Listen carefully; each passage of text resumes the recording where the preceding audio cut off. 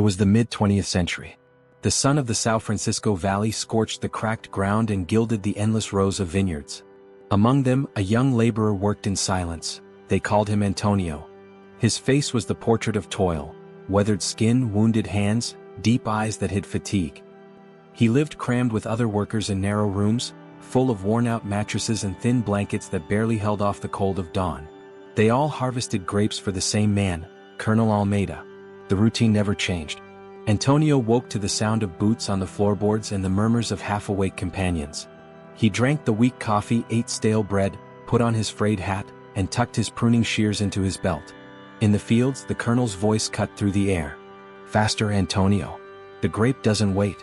From atop his horse, the man cracked his whip, not always out of need, sometimes just for pleasure.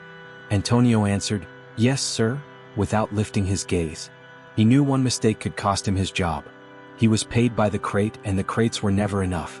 The money barely covered beans, flour, and once in a while a piece of dried meat. At night, lying on his hard cot, he listened to the snores of his companions, all tired, all the same, all resigned. But inside him, something was different, a dream. He wanted to harvest something of his own. A small plot would suffice. A piece of land where he could proudly say, "This is my vineyard." That dream was what kept him standing. When discouragement threatened, he remembered his mother's words, "Dona Maria. My son, life is hard, but don't let it break you. Keep knocking on doors because one of them will open." The colonel noticed that different spark and mocked him. "A vineyard? That's for owners, not for laborers." The others laughed, some out of fear, others out of mockery. But Antonio kept silent and replied softly, "Someday." The colonel's laughter echoed. "Someday you'll get tired, boy." But he didn't. He started saving every coin. He refused parties, liquor, and new boots. "If I spend today, I lose tomorrow. If I save today, I buy land."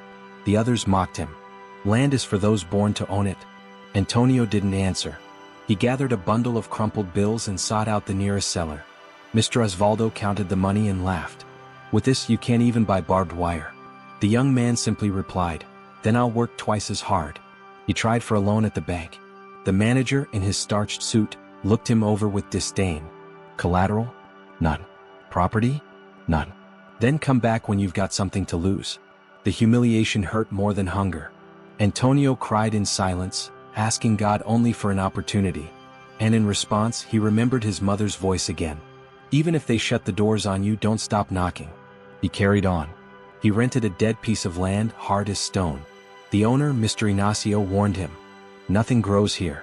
Antonio pressed the soil in his hands and said, "It will."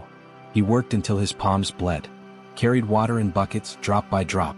When the first sprouts appeared, it seemed a miracle. But the canal dried up, the birds devoured the rest, and the colonel mocked him again. "I told you, laborer. You were born to obey." Even defeated, Antonio started over. He planted new vines. Then came the frost. He lost everything again. And when he thought of giving up, he heard, like a whisper of faith, his mother's memory. "Keep knocking." He gathered his last coins and bought a forgotten lot near the canal. Salty soil, covered in stones. Everyone said it was useless. But Antonio believed. He removed stone by stone, carved furrows with his bare hands, stretched old wire, dug every trench so the water could reach the roots. He spoke to the plants as if they were his children. "Hold on. I will too." Months passed. The colonel watched from afar, no longer mocking. One day the clusters appeared, small, firm, sweet. The scent filled the air. At harvest, Antonio filled his crates and went to the market. The buyer, Mr. Ribeiro, tasted the grapes and was astonished. "Whose grapes are these?" "Mine," answered the laborer. "From my vineyard." He received a fair price. Days later, the colonel himself heard the comment. "One of your laborers harvested perfect grapes." The grape doesn't lie. Ashamed, the colonel went to him and extended his hand. "I used to mock you, but you proved me wrong." Antonio shook the man's hand and went back to work. At dusk, sitting by the vineyard, he looked out at the sunlit fields.